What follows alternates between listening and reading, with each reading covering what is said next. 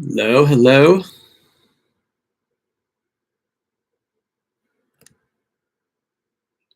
All right.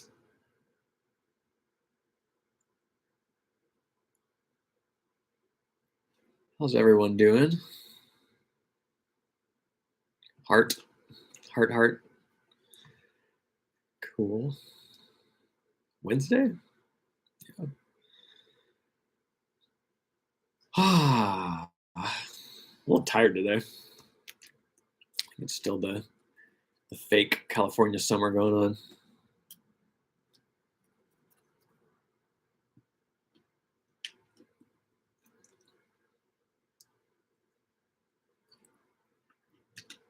I had like the most epic conversation yesterday on my podcast too, and I think I'm still kind of coming down from that. It was a lot of energy. Super excited to launch that. I was talking to a 2-4 reflector, and I don't get to connect much with reflectors, obviously, but it's always a cool experience when you do. I went to a human design conference last year? Yeah, sometime last year, and I got to stay with a reflector and 3 other people, and it was really fascinating to watch the reflection, of yourself come back. Kind of a trip. If I can get a reflector on here.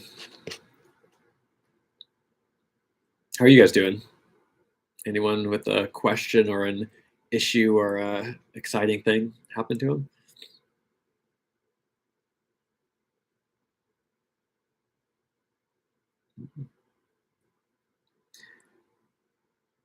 Hey, Eleonora.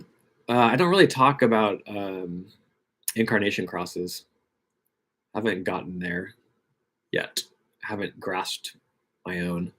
I heard a quote once that was like, trying to figure out your incarnation cross is like a 2-year-old asking Einstein about relativity or something like that. It was like we can't comprehend it. Like you can read a couple sentences about it, and I have about mine too, and I'm still like, I don't know what that is. So I think your incarnation cross is kind of like I've heard it described as like if you live your life according to your design, if you align, when you look back on your life, you kind of would have encompassed the theme of your incarnation cross. But yeah, I honestly don't know too much. There's so many of them too, and I think they're very, very deep.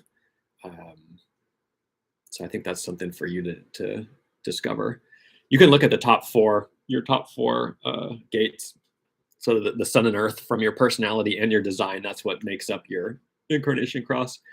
So if you dissect those gates, I've been kind of able to grasp it a little more doing that. But yeah, I don't talk about incarnation crosses just because I don't know what the hell I'd be talking about. But I've heard, I don't know, they're all interesting, right? It depends on what you got. But yeah, the 4 ways I've heard as a fascinating one. When did you discover HD? How did it change your life? I love that question. I used to talk about that all the time, and now that I've been in it for so long, I don't really talk about it much anymore because it's hard to even picture my life like pre-HD because I've changed so much. But it is always so good to think about. So I had I hit like a rock bottom in my life like right before COVID, maybe like 6 months or so before COVID, I was starting a dog accessories company.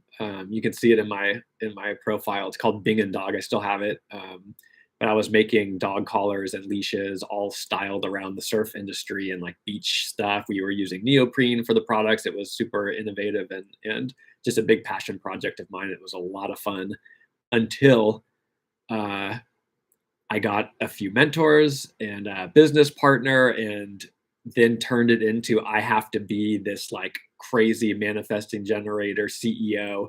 And manifesting generators aren't crazy by any means, but energetically speaking, I was like not knowing when enough was enough. And so I was like posting hustle culture memes on my Instagram. I was like at the coffee shop at like 6 a.m. drinking coffee and just full in this like bullshit of me pretending that I was this like highly energetic, highly motivated CEO. Which, hey, I did a great job for a couple of years until it all came crashing down. I lost my business partner. We lost manufacturing. I was manufacturing overseas, and like a huge thing happened over there. I had lost my place. Like everything kind of aligned to just like say, oh, the last piece was like I had a blood vessel in my eye pop, and I don't know if you've ever seen that, but it looks like you have a bloody eye. I remember my uncle was like, "Dude, something's wrong with your eye," and I was like, "It's I don't feel anything. It's fine." He's like, "No, you should go look in the mirror." And I went to the mirror, and I had like a bloody eye, and that was kind of a moment that I was like, "I'm not going to be able to do this much longer," and it was like the ultimate burnout for me, and kind of the ultimate rock bottom. That was like, okay, I've been pretending. I know I've been pretending. I've been doing a good job at pretending, and I'm done. I can't do this anymore. And I really started to look at my life in a different way. And where I got to was like, I don't care if I'm broke and alone on the street. If I align and do what feels right for me, and that's where I end up, that'll be a better life than me pretending and, you know, losing my health and happiness. So um, that's kind of what sparked my like awakening in a sense. And then like 6 months later, I found human design. I was on a Bumble date here in Manhattan Beach, and she was like, "We should look up your human design." And I was into spiritual stuff, and I was like, "Okay, yeah, whatever." And then when I read my report that I got, it was the first time I ever felt seen by anything, and it was just a piece of paper. I was reading a report that this guy put together for me, and I had just never felt so seen and understood. And I was just like, whoa, okay. If he knows this by my birth data, like something's here for me. And then I never wanted to do a reading. I told like my friends early in the beginning, like I will never do a reading. I will never teach a course. Like this isn't for me. It's exciting and it's fun and I feel seen and validated, but it's not for me. And then slowly I just started getting invitations to do readings. And then I was like, yeah, maybe I will. So I did one, and then it's just snowballed since then. But what it really brought in my life was just self-love, and that moment of like burnout and rock bottom, to say like, okay, I have been doing everything wrong. I know it. And this is telling me that there's a different way to do it. I can do it the projector way. That's going to actually bring me success in a much um, easier fashion. So for me, it was just like permission to be a weirdo. It's like that's what human design is. It's like a permission to just be a fucking weirdo. And I think that's why so many people don't try it, because if you're actually living your design, you're going to be different than everybody else who's alive.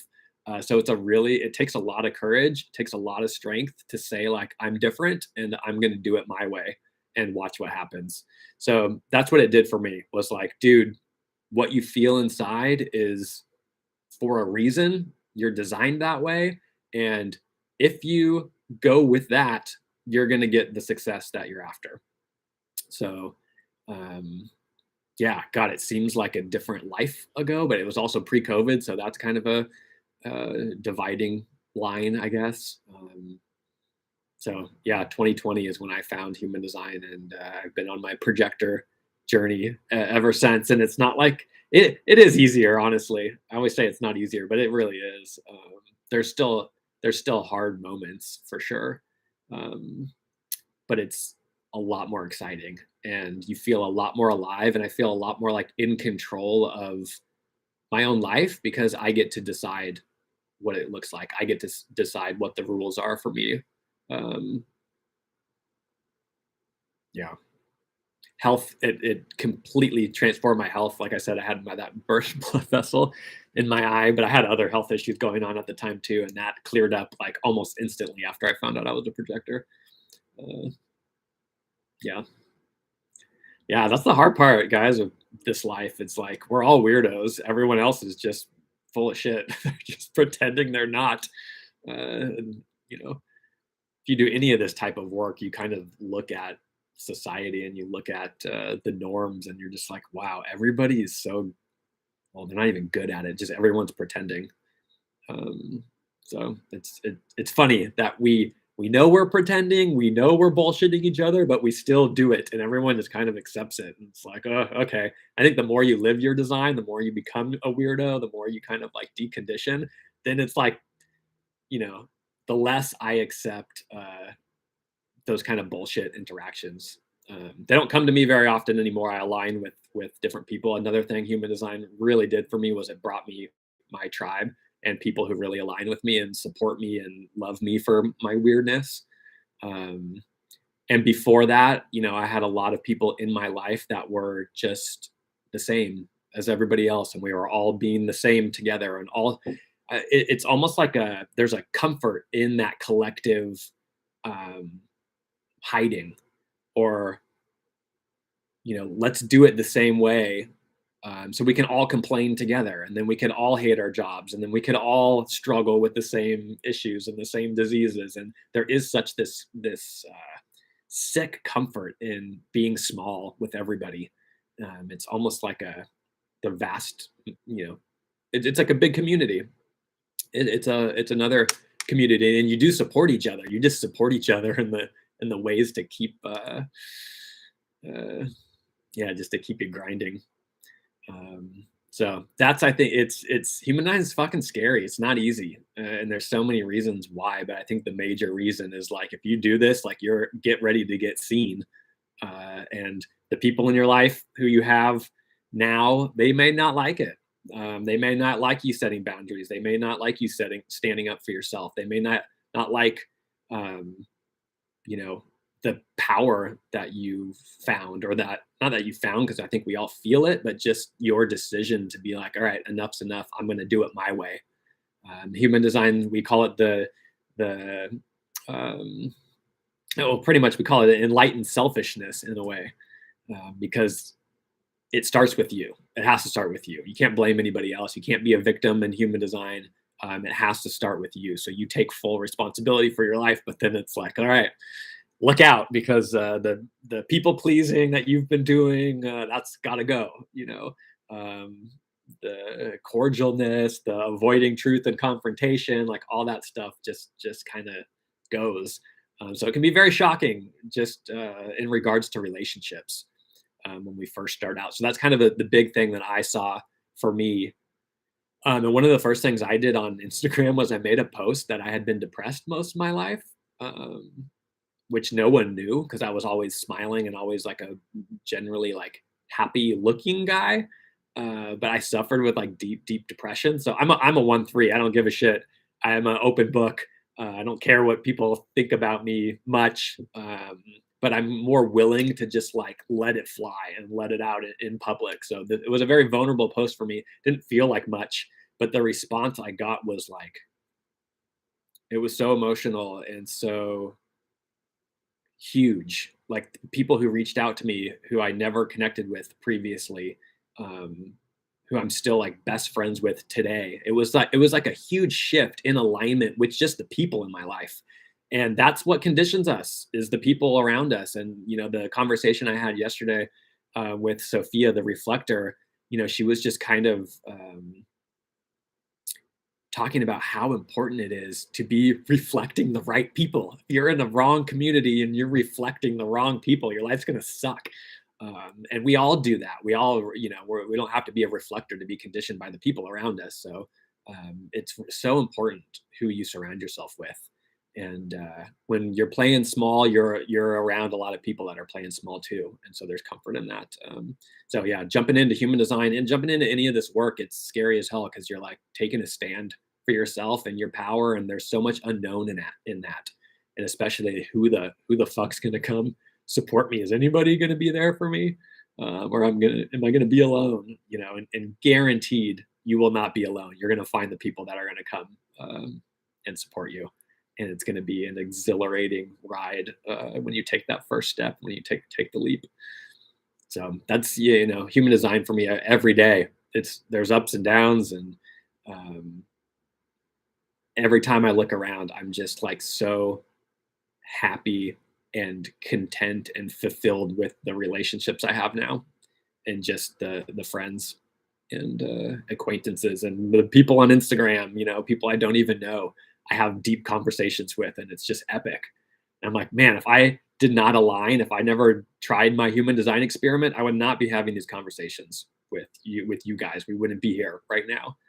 So I think that's one of the most fulfilling pieces of the puzzle when you start your experiment, is just watching who shows up for you. And we're not meant to be alone. It's funny because human design, you look at your chart, you start with yourself, but it's interesting because we're not meant to be alone. So there's always an interaction happening, and when there's an interaction happening, your design is influenced by that person. Uh, so it's important to know yourself, but then it's so important to go have the physical lived experience of what does this mean in my life. Um, I had I don't like to ask people for their charts anymore. When I meet them, I used to like instantly go to like, oh, what's your chart? What's your chart? Let's take a look. Let's take a look. And now I don't say anything. Now I just like am present with that person and see how it feels and see what the interaction is like, and just live your life, have a relationship.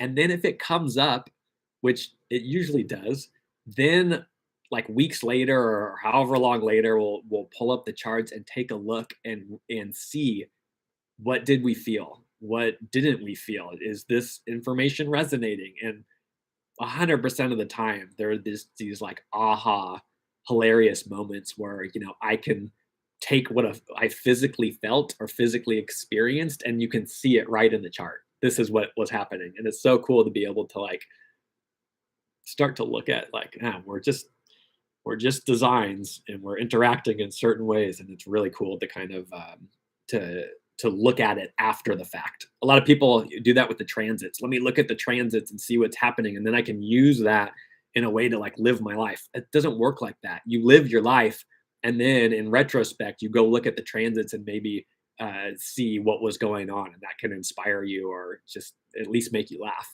Because like most of the time I'm laughing, even if it's not good per se. You just have to laugh when you can see it. Um,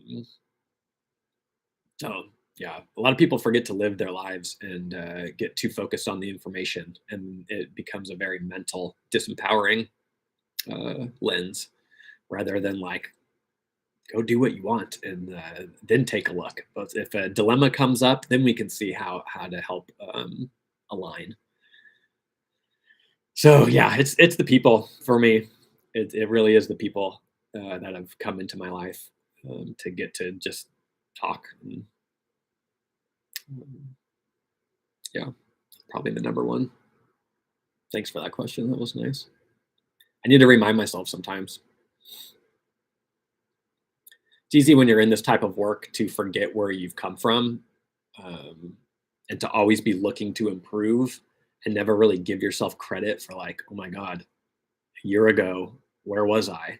Like, oh my gosh, like if you put yourself back in that place, we come so far. Uh, but when it's gradual, I think a lot of times we don't give ourselves enough credit. Okay, let's see. Hey there. Hey, Alexa. How is it to be a projector with a full ego, having this willpower, but no sacral to do it, plus waiting for the invitation? It's like you can't go and do whatever your will is. How is it? Um, Great question. This really relates to the conversation I had yesterday for the podcast. You can do it. I could literally use that ego power. I've used that ego power in unhealthy ways to grind for sure. Um, so if you're a projector, if you're a non-sacral being, I think the common misconception is we just don't have any energy. And yeah, we don't have consistent sacral energy. We're not generators. So work, physical work doesn't necessarily bring a feeling of satisfaction. But if you're an energy projector, you still have these other motors to go out and use your energy. You still are conditioned by 70% of the world that are generators. So we do have sacral power as long as you're able to plug into some healthy sacral. Uh, so for me, coming to terms with my energy is just a lived experience of how am I feeling in this moment. Um, and having an ego, if you aren't consistent in your energy, it's very important to realize or to uh, decide: is this worth it for me? What's in it for me? The ego, if you're an ego being, that's okay to ask those questions. That's what it's here for. But the ego is the heart of the tribe. The ego is so here to take care of the tribe. So there's a lot of responsibility that we feel as ego beings. That's not just me, like you would think, but it's really like I have an important role to play within my tribe. And if I commit to something, I have to follow through with it. It's so easy for me to, even if it's like killing me energetically, I can do it because I said I was going to do it. So that's super important for me is like, okay, is this worth it? Where is this commitment coming from? Is it coming from me wanting to try to get recognition in an unhealthy way, or is this really aligned with me and does it feel good? Um, and the energy is only an issue for projectors if we're trying to be consistent in it. So I could have days or weeks where I'm so full of energy and I'm so on and I'm so doing all these things. Like this last week, I've been doing so much and it's felt amazing. And there's nothing wrong with that. It's only wrong if I feel tired and then I don't listen to my body and I'm like, nope, I have to keep going and then we keep going. Like when I was talking about my dog business, I'm the CEO. I want to make it big. I need to make money. I need to be successful. So in order to do that, I have to be that generator. I have to be consistent in it. So if as a projector, hey, we're not here for consistency. We're not here for that. Then it's not an issue anymore. But it doesn't mean that we can't be super energetic and we can't go out and do things. But yeah, if you don't know that, for me, that's where it's the killer. So awareness, that's another thing that human design brings us is so much awareness. As long as you're aware of your design, you go do whatever the hell you want. And when the issue arises, it's like, okay, I know where the issue is, and I can choose to keep doing it or not. Waiting for the invitation. These strategies are really in relation to other people, especially the projector strategy, because our aura is so focused and penetrating that it's very intrusive to people. So this is why we need an invitation as projectors. If we go give someone unsolicited advice and they don't want it, they feel penetrated, they feel violated in a way because our auras are so like prodding. We're like a scalpel in a way. But after you enter a relationship, if there was an invitation there, you don't have to wait for invitations anymore in that relationship. You entered into it correctly. Then the invitation's out the window. Now you're living your life as a human. I don't have to wait for an invitation to start a podcast. It's came out of me creatively. It feels good to do it. I have the energy for it. I'm going to start a podcast. If someone doesn't want to listen to my podcast and I tell them, hey, you should really listen to my podcast, you're going to love this episode, blah, blah, blah, blah, blah. That's going against the invitation. So I think projectors, we get caught up in these rules. Life's an invitation.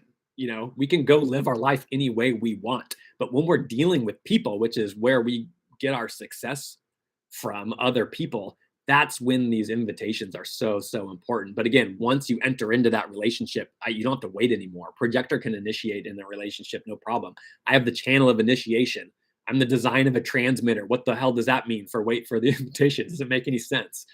So you have to understand where these strategies, where to apply them and where to not apply them. And you have to be willing to fuck it up. I tell people all the time, and oh, you don't resonate with your design, pick a different design and go try it out for yourself.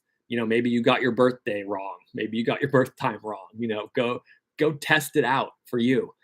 So I really see human design coming in when there's already a dilemma, when we're beating ourselves up, when we're like pounding our head against the wall and something's not stuck. Then human design can come in and really help to show us where we're out of alignment and how to align. But if you're ever using human design to say, I can't go do this because I'm a projector, I can't go do this because I'm emotional, I can't, that is like, it's so dangerous because the mind can manipulate this information just like any other information and use it as a way to keep us small. So fuck all the rules in if you've created them. There are none in human design. It's only a tool to empower you. It's only a tool to help you align when you're struggling with something.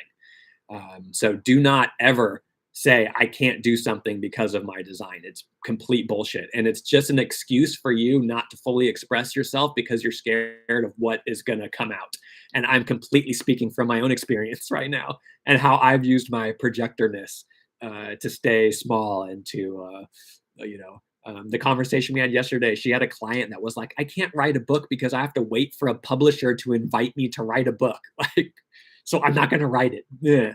Like, are you kidding me? It's such a cop out. It's such a stupid excuse. This is empowering information. So if there's no dilemma, don't hold yourself back. Go do it. Go start it. We can all create. We can all begin something. It doesn't matter what your type is to start a business. But I fucking love your question. Let's see. It's like you can't go and do whatever your will is. Yeah, yeah. I can, and I will. And I will get in trouble with it, and then I will say, you're an open sacral. Do you know when enough is enough? No, you haven't. Okay, you need to take a rest, dude. Chill out. You've been going too hard. And then I can check myself. But you got to go the other way. You got to swing it to the other way. Go out and fuck it up in an extraordinary way. And then you can use it to kind of tone yourself back or to tweak things that aren't working for you. Then it becomes super empowering, not the other way around where we're not going to do anything. And then maybe this is an invitation, or maybe I'm going to dip my toe over there. You're never going to reach your potential if you're using it as these rules. So I tell people, just like unleash what it is that you want to do. Because if you're passionate about it, if it's coming to you and you just love it, that's a sign that it's aligned. Everything we love, it's built into us for a reason. The body likes it because it's leading us down a path to fulfill our purpose. I love to surf, I love free diving now. Someone else loves to knit and scrapbook or play the guitar. Like, these aren't random things. Our passions are things that light us up. It's there for a reason. So if I say, as a projector, no one invited me to play the piano today, I'm not going to play it. Like, can you see how people use it that way? And a lot of people in human design now are doing that. And this is the conversation I had yesterday with the amazing reflector, Sophia. And we see this in a lot of our clients, is like, just twisting it to like, I can't do this. And that is so fucked. But it's easy to see how we do that, not just with human design, with everything. How can I use this to keep me small?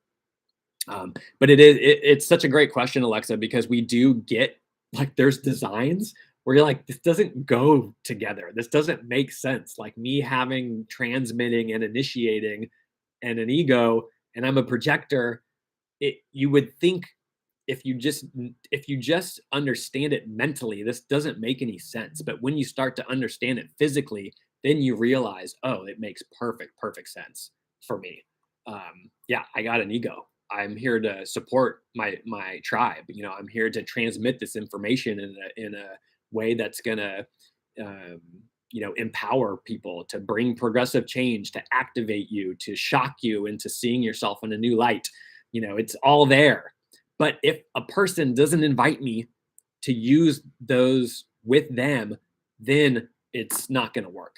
And that's where the invitation comes in. And that's where I do have to wait for invitations. But to do something I love that doesn't have anything to do with that, I don't have to wait for shit. I'm going to go do it. And then, like I said, we can use it to tweak the dilemmas if I'm out of alignment. And that's where your not self theme comes in. So everybody gets super familiar with your not self theme, because when bitterness shows up in my life, that's a time for me to go, okay, where am I out of alignment? And it's usually like right there. Like when I'm bitter as fuck, which comes often still, I can have the awareness, I'm bitter. I look around and I'm like, okay, this is where you're pushing. Oh, you're doing this because you want more recognition, because you're feeling inadequate. Okay, that's obvious to see. So, our not self themes, like fucking it up, is one of the most beneficial things we can do, because it takes our awareness back to our design, and then we can use human design to empower us and to kind of like cheat the system almost. It's incredible knowledge to be able to see how to align. So if you're a generator, this is frustration. If you're a manifestor, it's anger. Projector, we're bitter. And if you're a reflector, it's disappointment. And manifesting generators, they can have a little frustration and anger in there. And we all feel all of those, don't get me wrong. But if you're like me, you really resonate to your specific not self theme, which for me is bitterness, which is just like, I can't even describe how perfect that word is for a projector when they're out of alignment. So get in touch with that and then fuck it up. And then we go backwards, and you really use human design to empower us and to help tweak our energy. But if you tell yourself I can't do something because of my design, you need to really reconsider the way you're using this knowledge, and maybe take a look at where you're afraid of expressing and where you're afraid of being seen, because that's what it was for me, and it might be that for you too. Jess, are you still here? One of my really good friends, Jess, is on. We're recording a podcast tomorrow. We don't know when enough is enough. That was powerful. Yeah, see, I will keep going. So that's another thing for me in my readings, and sometimes with my ego. The ego likes to give a lot. So if you get a reading from me, if you sign up for a course of mine, my ego, it's going to give you more than what you bargained for. It's going to give you more than the 90 minutes if we're in a flow, and that's okay for the ego. And this is another, there's so many of these spiritual teachings or these communities that teach one thing, and it doesn't fit everyone. So this is why it's so cool to know your design.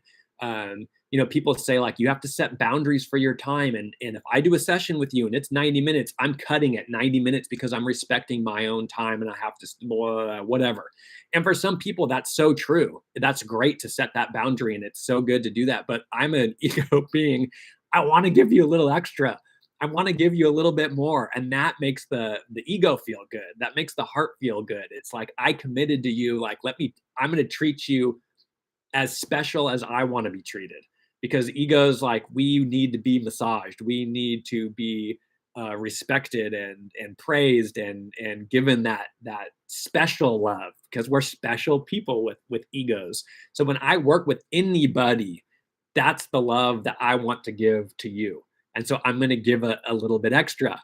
But if it's too much extra, then I'm in my open sacral, and I don't know when enough is enough, and a 2.5-hour reading's happening, and the person on the other end's like blown out, and I've gone way overboard, and then I crash afterwards. Then it's like, okay, now I can say, yeah, I was probably not living correctly there. Maybe I give a little bit extra, but not too much. And then again, it's a feeling. How do I dial this in? Not a thinking about it, but it's like, okay, be present. What's my body saying? Can I tell that I'm crashing here? Can I tell my throat's tired and I need to stop?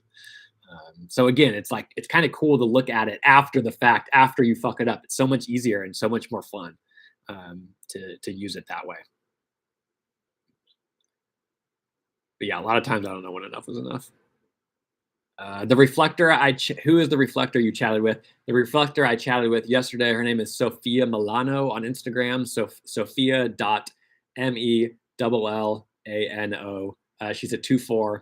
Um, just an incredible human. We had such an epic conversation. So I think I'm going to be releasing that podcast tomorrow and really kick off my season 2 of Stupid Beautiful podcast that I started in 2020. So I'm really excited to launch that. I have like an epic lineup of people that are going to be coming on.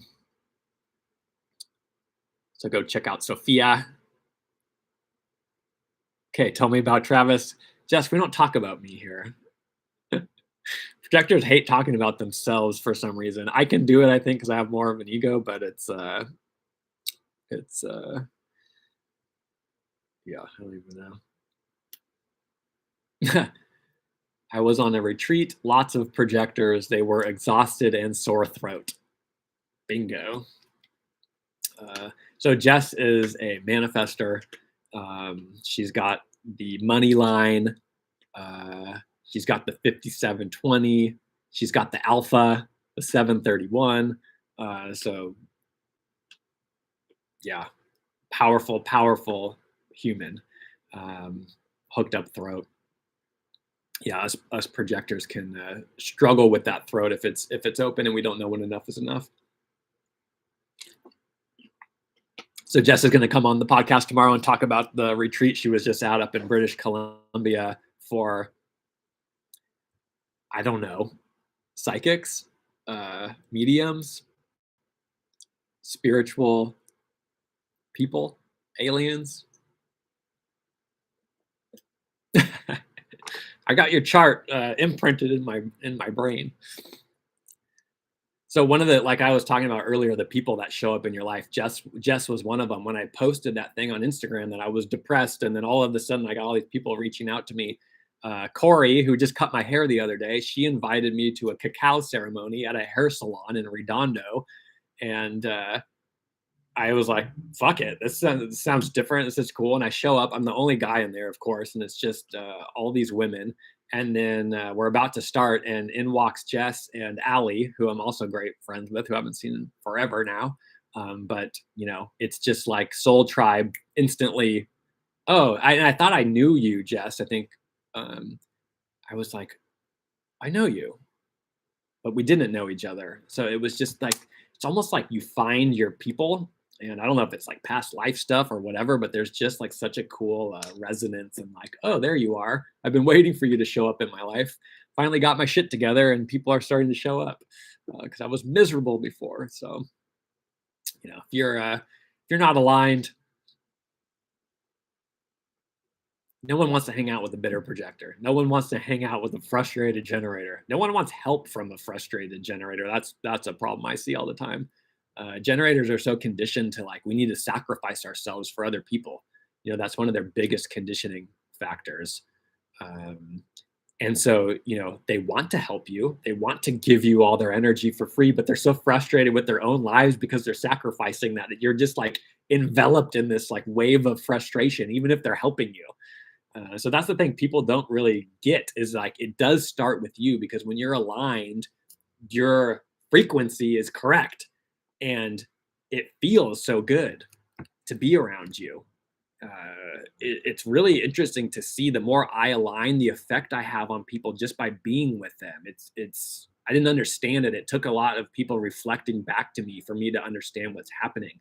Of like looking at my design and seeing I to activate people. I meant to like really inspire people to live more fully. You know, the initiation channel is all about universal love, um, which translates to love of yourself.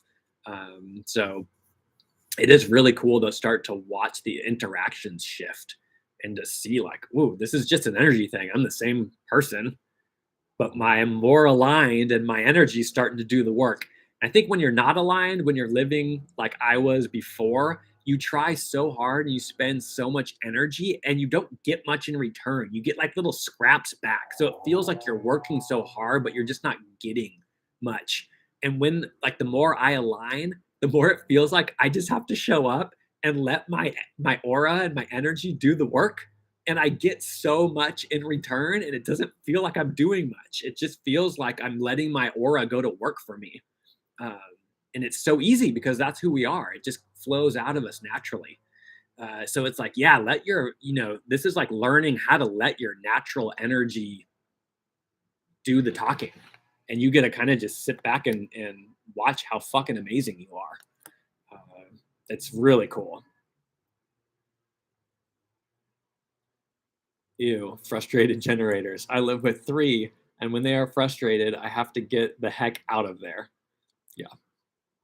Yeah. Well, what's worse, a frustrated generator? I will take any day of the week over a bitter projector because projectors will infect you and inject the bitterness into one person at a time and make it seem like you are the reason for the bitterness of the world.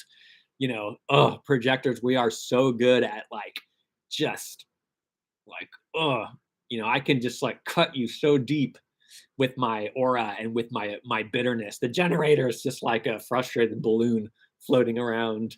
And yeah, you can kind of like bounce off and get the hell out of there. That's for sure. Manifestor anger. That one, most people I think are smart enough to get the fuck away or don't provoke that. Um, that's a scary one if you're on the other end of that. But it's yeah, the not self themes are so funny. I'm sure they say thing exactly. I'm sure they say the same thing about me when I'm bitter. Yes. Oh, the bitterness. Bitterness is the worst. They it's like generators when they're frustrated. It's so obvious they're frustrated. They're like, I'm frustrated. I'm frustrated. And projectors, we get bitter and we just like internalize it if no one's there to like spew it on. And then it just like eats us alive from the inside. And then we just get so resentful and like, I don't belong in this world. No one understands me. Blah! And it's just like a heavy weight walking around, just like looking at people like, ugh, you know. So projectors, I think you would. But the other thing is, we could show up and you won't even know if we don't look at you. You don't know we're bitter. We're kind of like flying under the radar in our misery. Where generators are so like it's obvious that they're frustrated. 100%. So much has started coming my way lately. It almost makes me nervous. Awesome. Yeah, if you're nervous that you're in alignment, you're on the right track because it's probably the scariest thing to do in this life is to actually be aligned and to actually say, I'm a weirdo. I'm going to step into my power. I'm going to do something that's different than everybody. I'm going to speak. Whew, it's scary. So yeah, you're going to be nervous. It takes a lot of courage to do this stuff here. According to a Reddit thread, oh, this is going to be good. According to a Reddit thread, bitter projectors are the absolute fucking worst. Sure. Very humbling to know. Yeah, yeah. The grass is always greener and browner on the other side, I guess. So we all have our things, but yeah, oosh, bitter projectors. I can talk shit because I've contributed to that energy. All right, let's see. Chewy Banana Buns says, ha ha ha ha, true. I'm a 5-1 generator, and whenever I feel blue or frustrated, I really sent chats full of rants to my projector aunt. Yeah, yeah. You're very good at externalizing that frustration, and your projector aunt will probably just take it all and say, hey, let me help you. Because this is another issue we have in our not self is like projectors. We want to fix everybody. So if we have people who are out of alignment, we're like, oh, thank God someone's fucking up. Now I could be of service. So we can get in real trouble as projectors not having boundaries because we're just looking for people who are fucked up so we can feel like we're worth something. All right. Jess says, my anger is fire emoji, LOL. I can imagine. I don't think I've seen your anger. And I think manifestors are pretty good at like, well, actually, I don't know when that comes up. I would like to see it. You have the manifestor vibe. So there's no doubt in my mind that your anger is fucking fire because everything you do is fire. but I would like to experience that one day on the sidelines. All right, Monique. It's like mental warfare, bitterness. 1-4 splenic projector here. Yeah, yeah. We can be very manipulative. It's your fault.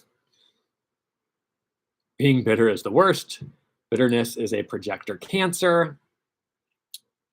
I like that because I really feel that well, I'll speak for myself. All of my health issues, which was like years and years and years of gut issues, skin stuff, weird autoimmune things that no one could figure out. It's gone since I started living my design. I'm not kidding you guys, like a week and a half, 2 weeks after, like there was gut issues I had that I was seeing every doctor. I was trying every diet. I was like eliminating everything, like didn't know what the fuck was wrong for years and years and years. And it was gone.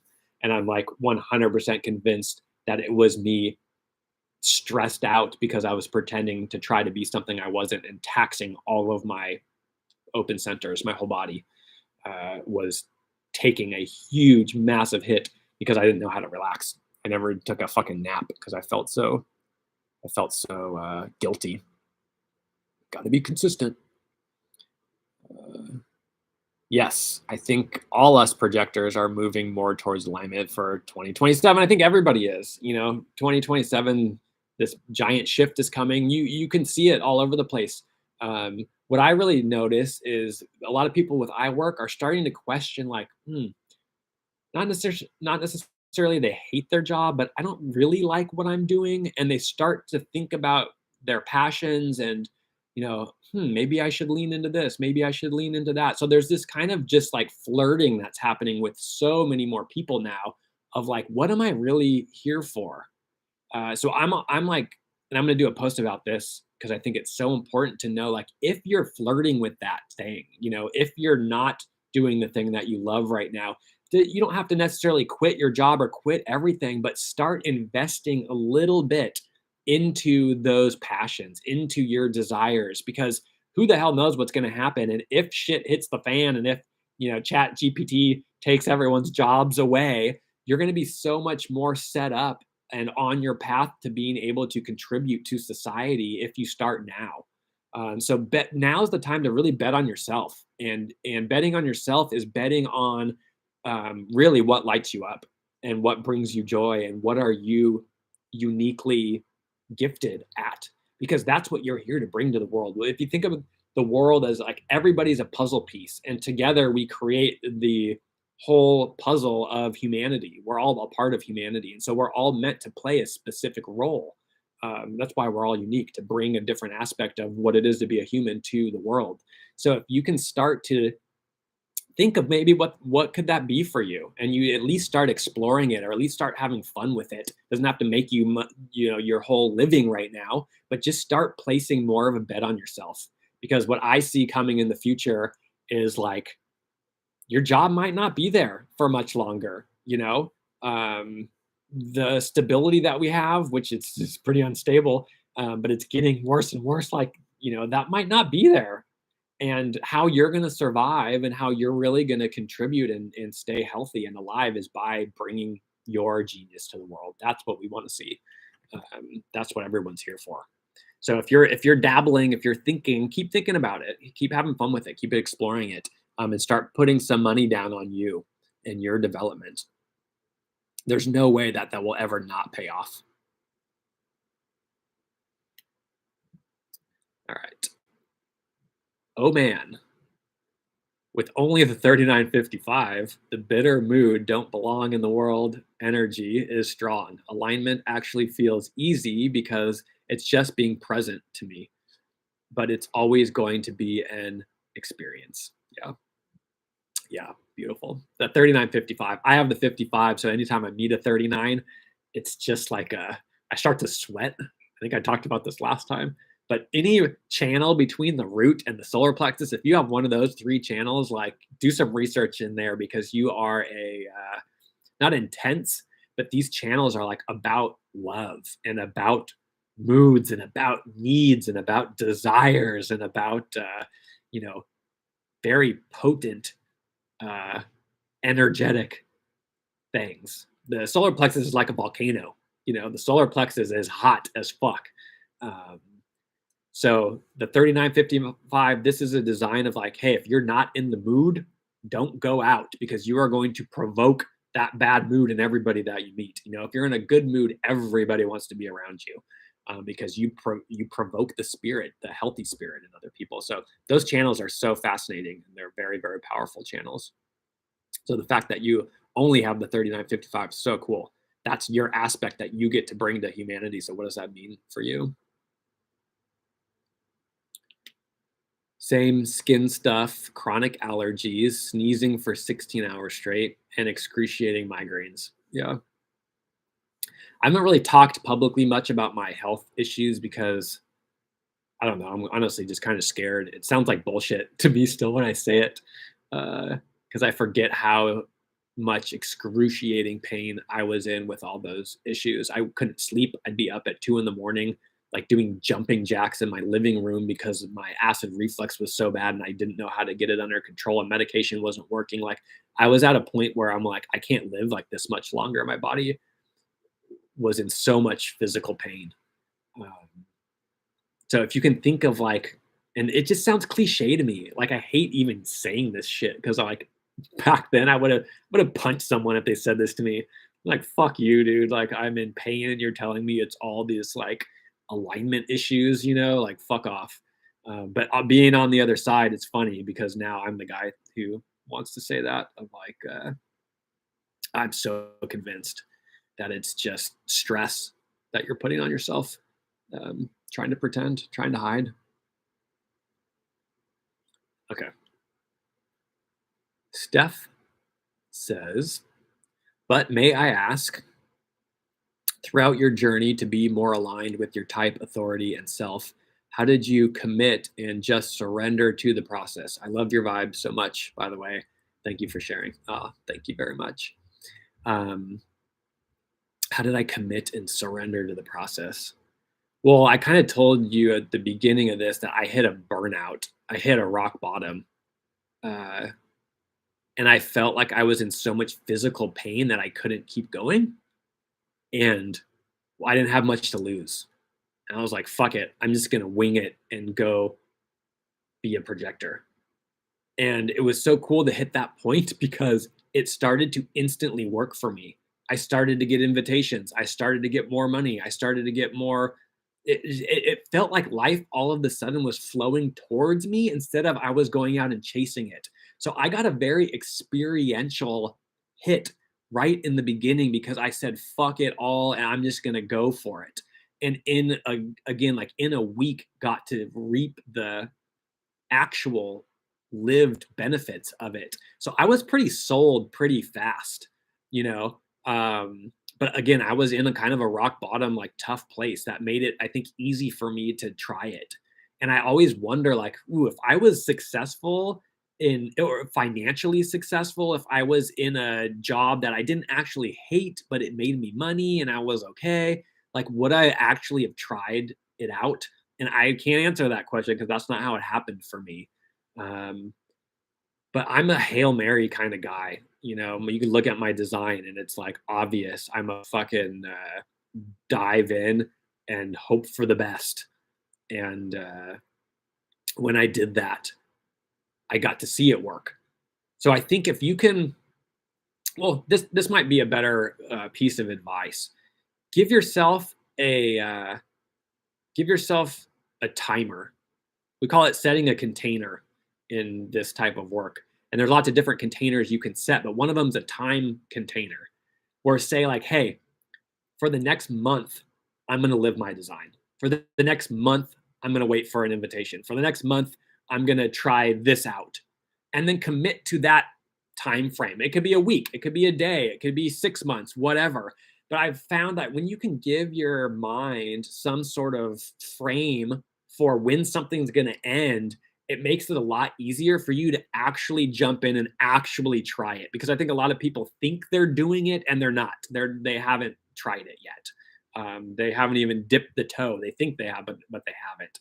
So think about like if you were going to go to a yoga class or if you were going to go to a movie and you didn't know how long it was, Would you sign up for yoga that was like indefinite yoga? Could be an hour, could be 4 days.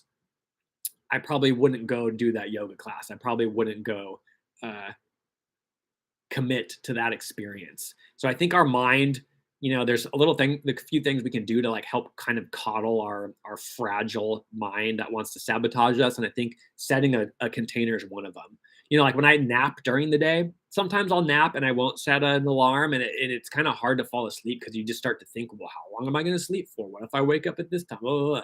So if I'm gonna nap for a half an hour and I set a half an hour timer, I fall asleep in 30 seconds. And then you wake up that half hour like, whoa, I really actually dozed off. I really actually took a nap. So I don't know. Try that out. That's a piece of advice that I have that's been liberating for me in other areas of my life as well, of just setting that time container to help you fully get on board. And then fucking do it. If you're going to do it, really do it. Don't half ass do it. Really dive in. And then when you start to see it work, then you're sold. Then the mind gets on board. It's like, oh shit, this actually does work. Okay, let me try it more. Let me keep doing it. But if you just flirt with it, and you never try it, you never really see it work. It's hard. My reclamation says, to piggyback on that last question, how long did it take? Did you have to go through a period of extreme rest before really surrendering to what you currently are doing? I think I covered that a little bit, but one more point that's coming up for me now is yes, about the rest thing. And this is when I had the conversation with Sophia yesterday that was so amazing. It was like, I had to take a retreat from my life. I had to sleep for fucking months. I had to really stop doing anything. I had to be on the couch and be comfortable with being on the couch and love myself for being on the couch and love myself for not doing shit and love myself for really taking a break, taking 6 baths in one day. I had to stop. And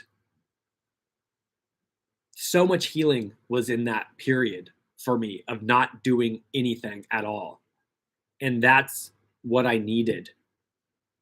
But now that I've been 3 years or a little more than that into my experiment, now I'm starting to see maybe I'm feeling rested. I feel good. My body's healing, obviously. Now it might be time for me to start doing a little bit more. Now I don't need that rest period. I don't need 3 naps a day, where before I really did. So in the beginning, if you're a projector, you're a non-sacral, you're a generator, whatever type you are, it doesn't matter. If you're fucking at burnout now, love yourself for not doing shit for however long that feels good for you, because you'll reach a point where napping isn't feeling good anymore. Too much napping, resting isn't feeling good anymore. So this is where you really have to be present with your physical body, because human design says the body is the life. So really tapping into your body through whatever embodiment practices that you do is so important, to start to really just feel it. I don't want to nap today. Oh, but I've napped. So I've napped every day for the last whatever. It doesn't matter. Now it's time for me to start doing more. So be able to adapt to energetic swings, because we're all going through transits and collective whatevers. But yes, in the beginning, I did need a shit ton of rest, a lot of things. And the key point here is, are you really loving yourself when you're resting? Are you really loving yourself when you're not doing shit? Or do you still feel guilty about it? Because I used to try to nap before HD, and I would mentally beat myself up for napping. So I wasn't really resting. It was actually like more stressful to sit down than it was for me to pretend to be productive. So the key in your rest, the key in this downtime for you, is you have to love yourself for doing nothing. And that can be really, really hard, but you can get there, because I got there, and it's amazing when you get there, because then you actually start to recharge. You actually start to heal your body. Great. Fucking love your questions, you guys. These are awesome. Sophia is here, I think. If she's still here, welcome. Sophia says, ha ha ha ha, I feel you with the cliche. Yeah. It's so funny being like I didn't start out as a spiritual person. I started out as a very bitter, very depressed, very I'm so skeptical. My design is so skeptical. I don't believe anything anyone says me until I kind of test it out. Sometimes I give people the benefit of the doubt, but I still test it. Um, so it's so weird going from like that place to like all of a sudden I'm like, who the fuck am I? Like I'm saying these cliches now. It's still weird. It's still weird to say these things, but I feel them. You're welcome.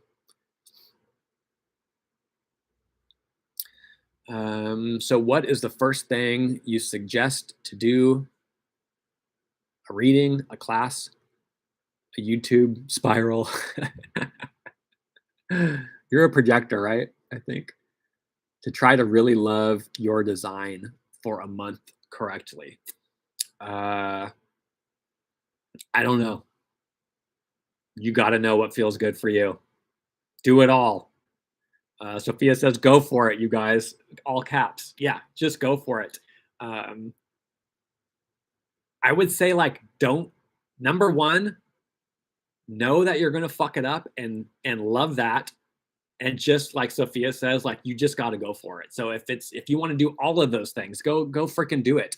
And again, you'll start to know what's calling you and what feels good for you. I dove into, so I found human design through Jenna Zoe on Instagram, who I don't really align with now after finding Raw and finding the IHGS and taking more in-depth courses from source material. But that's how I came into it. And then I just started to follow the breadcrumbs of what was lighting me up.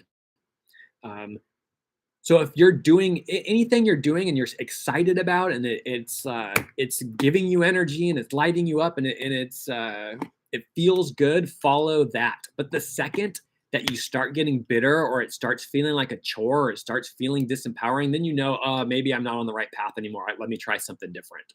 So just follow what feels right for you. I can't, we all have such different paths, and some people resonate more with other modalities than people do. flirting is all Flirting is also amazing. I think me and Sophia both have the 19. I'm a huge flirt. I think we flirted on the podcast yesterday. A journey back into yourself. Yeah. Uh, hmm. Yeah. Thanks for that, Sophia. Yeah. It's for you. Human design is the journey back into yourself, and then you get to tell us who you are. Human design can show you the map and give you some amazing tools to help you start to align, but it's your discovery process. You got to find out who that is, and what lights you up and what your path is, and then you bring that to us. You come tell me what it is to be a generator or a manifestor or a projector. Can you explain twins in HD, please? How come they turn out so different when their design is so similar? Yeah, that's a question I get a lot. I don't know how deep I understand this, honestly, Laura. But what I do know is that when you look at the gates you have colored in, imprinted with you in your design, each gate has over 1,080 different ways that it can express itself. One gate. And so below the gate, you have the line. Below the line, you have the color. Below the color, you have the tone. Below the tone, you have the base. So you have all these layers of possibilities that you don't even know when you enter in human design, but over 1,080 different ways that one gate can express itself. And it's changing by the second sometimes, how different these things are. So then you pair that with, well, how many channels do I have? And so a twins charts can look on the surface identical, but if you think about it, the imprint has to change at one moment, in a split second, something can change and boom, now you're a completely different holistic being. So I think, we have our birth time to the minute. We don't have our birth time to the second. But you can get so deep that I bet, people's designs will change in milliseconds because we are these holistic creatures and the way things fit together is so different. Then you pair that to just navigation in your life and Conditioning. So people think like, oh my God, I have all, so Sophia has 9 open centers, so what does this mean? That she should stay inside and never go out because she doesn't want to be conditioned? No, it means that when you have an open center, you are designed to be conditioned in that center by the people around you, by the planetary activations. So conditioning is not a bad word by any means. We're all meant to be conditioned where we're open. It's a total positive for us. So take 2 twins and send them to school, and they have different friends, and now they're hanging out with different people, and they're taking in different conditionings. And this, all this is adding into this holistic representation of what our life is going to look like. So I know twins that are very similar and they have the same mannerism. I know other twins that are like so vastly different. So I think we forget that when we're looking at the body graph, this is like a picture, a snapshot. There's like depth beyond depth, like a universe of depth within one single activation that we can't possibly comprehend, and the nature versus nurture. So I'll stop talking now because this is my long answer of I don't really know, other than it's complicated. But thanks for that question, because I never really know how to answer that, and I don't think I've done twin readings yet. I've done reading for one twin and we pull up both charts, but that would be kind of a fascinating thing. I'm sure there's people who know a lot more about that. You're literally inspiring me to go take a nap right now. That is amazing. If I could inspire someone to love themselves while taking a nap, I could die a happy man. Stop trying to get into this robotic routine. Wow, it's going to be different, and that's okay. That just freed me. Yeah. Yeah, we're not robots. Well, maybe we are. Aw. Where do you find source material to learn from? So when I did all my deep dives and my courses and workshops, and I went with the International Human Design School, I think they provide the most in-depth, accurate source information that you can get your hands on. The best teachers. I'm a 1-3, so I'm very much, I have to have the core. I have to have the best possible information, the closest to the source I can get. Because why not? If you met the person that had the astrology revelation, would you want to learn from them if they were still around, or would you want to learn from someone else like way down the line? For me, it's a no-brainer. And listening to Ra, it just hits you in a different way. His frequency is so fascinating. You can tell it transforms you, just the words and the frequency. So I highly recommend the International Human Design School. Some people have issues with it. I have some issues with some of the stuff, but hey, not everyone's perfect. But you will get the best education through teachers in that school for sure. You can find some of Ra's stuff on Jovian Archive. I spent a lot of money on Jovian Archive when I first got into human design. They have amazing talks and workshops and audios and videos that you can go download from jovianarchive.com. And if you're a projector, you get a 20% discount, which I love. And non-projectors don't. So, all right. Cool. I'm feeling pretty good. I still have some energy, but maybe we end it. If anyone has like a last question, but that was awesome. My amazing sister is here. Tam, I think I'm launching my season 2 of my podcast tomorrow. My sister has an amazing podcast coming up. She is in the pregnancy and birth space, as birth as a transformation, birth as an experience, taking your power back. I won't do it justice. So if you're into womb work or, the divine feminine, all that kind of stuff, my sister is the boss. So go follow her, Tamara Day Shriver. And she's coming out with a really cool podcast soon. I've noticed some people from IHDS take it so seriously, so I wasn't sure, but this was super helpful. Thank you. Yeah, yeah. Don't let serious people turn you off. You guys, trust in yourself, whatever that inner authority is for you. If you have a spark, um, go for it. There's always going to be. Someone said yesterday, this will stick with me forever, and I just love it. They were like, human design is not the problem. Humans are the problem. Uh, and to me, it's more funny. But if you think about like any beautiful information that comes into the world, any beautiful anything, humans can take it and just like turn it to absolute shit and absolute misery and absolute like disempowering, arguing, competing. Like it's so funny how we're able to do that anywhere. Um, so just like if you can be solid within yourself and just really follow what that inner guidance is in you, then forget about how everybody else makes it, you know. But this is like, okay, I gotta release this podcast tomorrow, Sophia. It's like this whole thread, this whole live has been like aligned with what we talked about, and we see so many people in human design, just using it in a heavy way. It's supposed to be fun. It's supposed to be fun. And I'm telling you, my reclamation, like, if you get the right teacher, you're gonna be mind blown. I'll give another plug to John and Amy at Human Design Collective. This is where I took most of my initial human design courses, and then I did my LYD guide training with Alok, who is another fascinating, fun, engaging man. They're so amazing.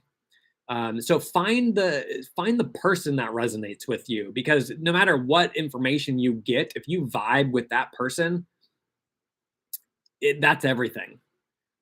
So John and Amy for me at Human Design Collective are just fucking awesome people, and same with Alok. I don't know how to. He's like an OG. Alok was like Ra's first business partner, so learning from him feels very special too, very deep. What is his website? MyOwnAuthority.com, I think. My Own Authority. I think he's on Instagram as Alok Anand Diaz. I'd spell it if I could. ALOKANAND DIAZ, I think. So those were my teachers. Sophia has an HD training available. Tons of fun. You guys, this woman is freaking amazing. And she's a reflector. Like I said, I didn't get to spend much time with reflectors, but the amount of wisdom that was like flowing out of her in our conversation yesterday was so inspiring to me, because I know what it is to be a generator, and I know what it feels like to be the manifester, because I can absorb that and amplify it, but I can never understand what it feels like to be a reflector. So it was so cool to get to spend that time with her. So check out her offerings too. I'm sure she'll vibe with a lot of you guys too. It's actually ALOK. ALOK. I'll put John and Amy, and I'll put Alok's handles in my notes for this. Oh, and I forgot to say, I also have a Living Your Design workshop that dives into all of the basics of human design. We go through all the centers, the strategies, the types, the different authorities, the auras. And I'm not exactly sure. I was going to start that in May, but it doesn't look like it's going to happen because I'm having to find a new place to live. So that will be coming up in June. But I always forget. I offer these things too, you guys. Feels like conditioning hasn't been good for me. Let's see. Can you talk a bit more about conditioning and why you think it's not always a bad thing? I have 7 undefined centers, and getting rid of so much conditioning these last few years feels like conditioning hasn't been good for me. It's not necessarily good or bad. I have 6 open centers. Sophia has 9 open centers. So conditioning really is, if you're not aware of your type and your design and what's you and what necessarily isn't you, then we take the conditioning in like we're missing something and we're trying to fix ourselves. So this is why we become obsessed with those open centers and we start to live our conditioning instead of living who we are. And that's when we get really out of alignment. That's when we have health issues, all kinds of shit. So when you're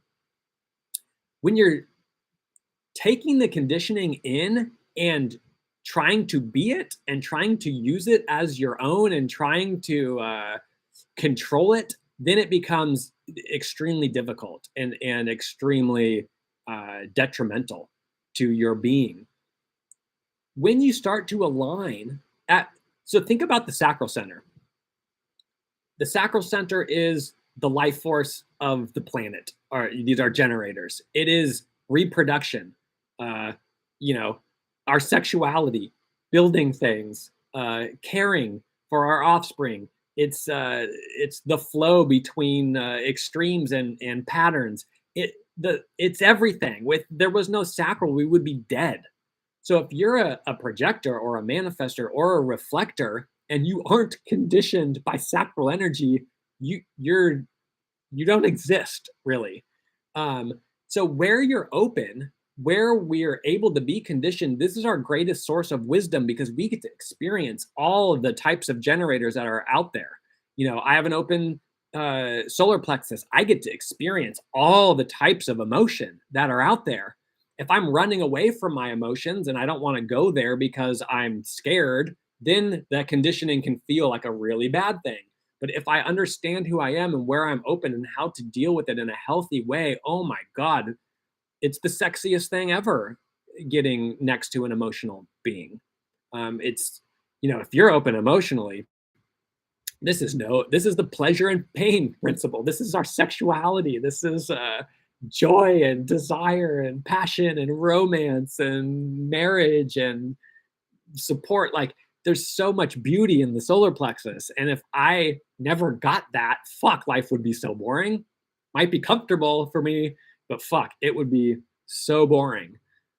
So this is when you can start to see, okay, I don't live my conditioning, but I can experience it and learn from it. And if I am attracting the right people in my life, I'm gonna get the good sacral energy. I'm gonna get the good drug. I'm gonna get the good emotion and not the poison. If the person next to you is super unhealthy, you don't know what the hell they're doing, they're not happy with their life, they're fill in the blank, and they're in a bad mood.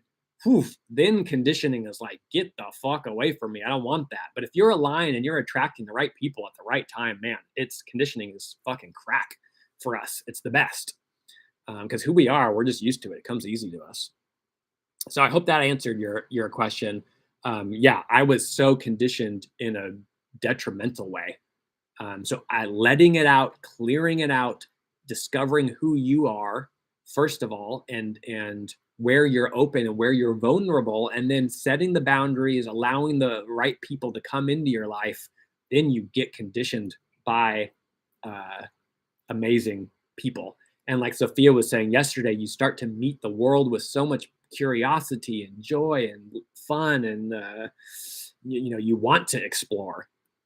Whereas before, like I think the first couple of years of my experience, that's when I was like, I'm going to isolate now because fuck everybody. I'm not aligned. I don't want any of these people in my life anymore. Like I'm just gonna hermit and clear these centers out and start to feel like, what do I feel like? Who is Travis? What does it feel like to be me? This feels good. Now I can re-engage with the world and I can know when is it time for me to be conditioned and when is it time for me not to be conditioned. So that's a huge awareness. And another thing that me and Sophia talked about yesterday was like, you can be not necessarily conditioned in your defined centers, but your defined centers don't operate correctly all the time. They can go, south on us too. So Ra would say like where you're actually, when you're out of alignment, where you're going to see physical problems is actually where you're defined in your design. That's where the physical problems usually pop up for people. It's not the open centers. That's what conditions us. But where we actually watch it show up is going to be where we're defined, whatever correlation that is to our physical body. So it's so important not to know what's open, what's defined. It doesn't matter. Either can have a light or a dark expression, a shadow side to it. Yeah, it's getting about getting wise about it. Yeah, and thank you, Laura. Um, I mean, that's what human design does, right? It brings so much awareness. Um, yes, I'm definitely in hermit mode. Plus, I'm a 6'2". Hey, cool. Depending on your age, yeah, you could be in total hermit mode. That could be very correct for you to give that body a break, start to realize who you are and how to condition. I'm such a water guy, and this is we are also talking about like embodiment practices. So for me to help me decondition, like I love to go for a surf. I love to get in the water. I love to take a bath. Like to me, there's such this healing aspect of water that kind of like sucks. This is how I see it in my mind. Like I get in water and the water is like helping pull conditioning out of my open centers. It's helping me release things that are no longer me. So I feel very comfortable in water. I'm also a Pisces, so it could have something to do with that. I have a lot of water in my astrological chart. But find a good embodiment practice for you that can help you even, I don't know if that's correct or true or not or whatever, but for me, that's what it feels like. So everybody can find a embodiment practice for them, whether it's meditation or yoga or Pilates or working out really hard or painting or playing music. Whatever it is for you, there's modalities, there's things that you can do to help you feel like you're releasing more easily and coming back to who you are. So I'm very much a huge component in nature.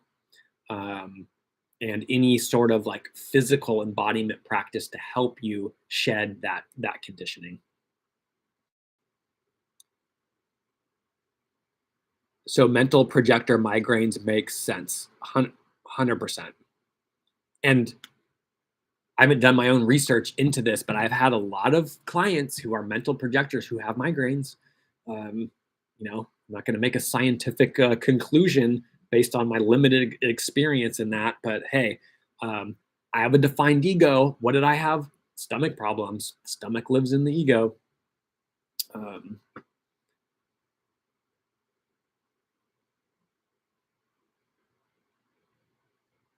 Thinking slash opinion. Okay, same thing with defined sacrals. Go go go. Defined ego. You're this.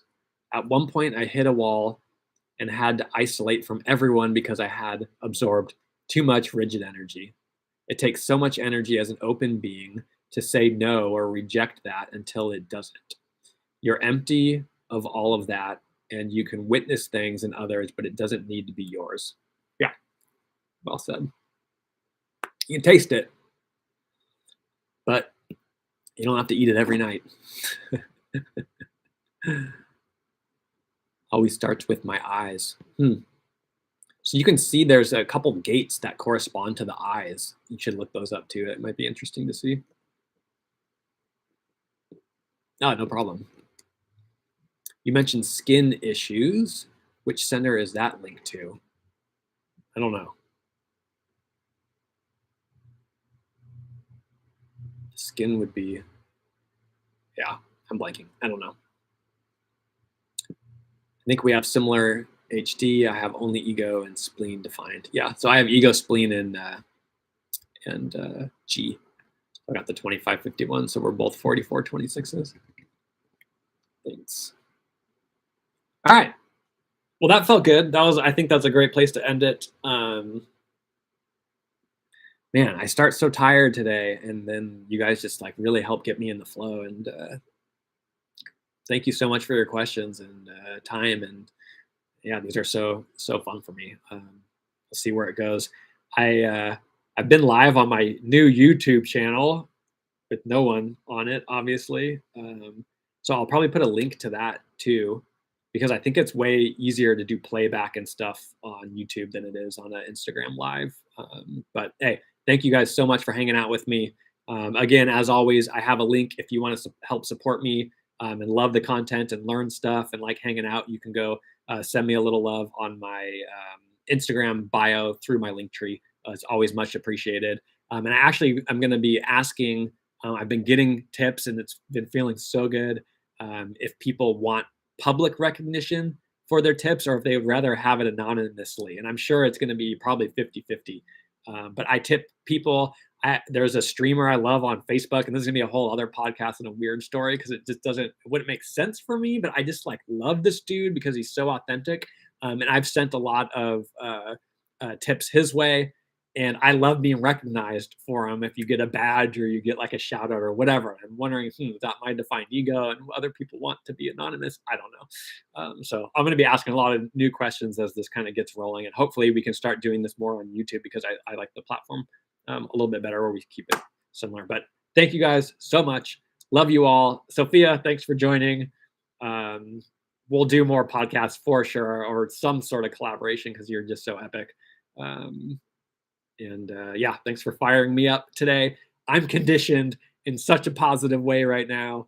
And if I didn't do this, I'd probably be sleeping still. So yeah, there's a lived experience of what conditioning can feel like. So love you all. I will see you either later this week or this weekend. I'm trying to pick another day because I want to do at least two a week because I just have so much fun with these. So thank you. Have an epic evening, morning, afternoon, wherever you are. Mwah.